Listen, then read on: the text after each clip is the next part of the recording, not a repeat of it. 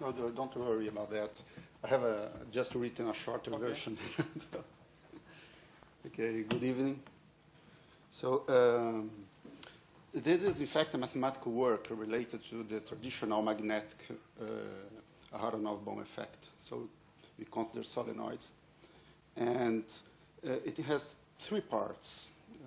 In the first part, we ask about the boundary conditions on the solenoid border that are compatible with quantum mechanics. I mean that the corresponding operators are self-adjoint. So we find some classes of them. And in the second part, we consider the scattering for the three most popular boundary conditions. That is Dirichlet. Dirichlet means the wave function vanishes at the solenoid border. Neumann and Robin, that's a kind of interpolation between Dirichlet and Neumann. So, and then we compare the respective differential cross-sections.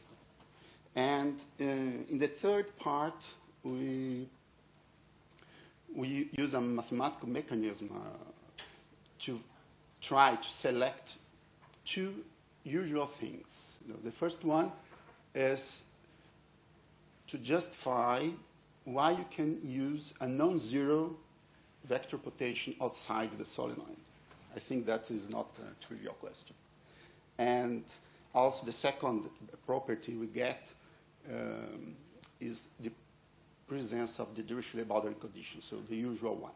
Okay, so I try to avoid technical terms. Thank you very much. Thank you very much.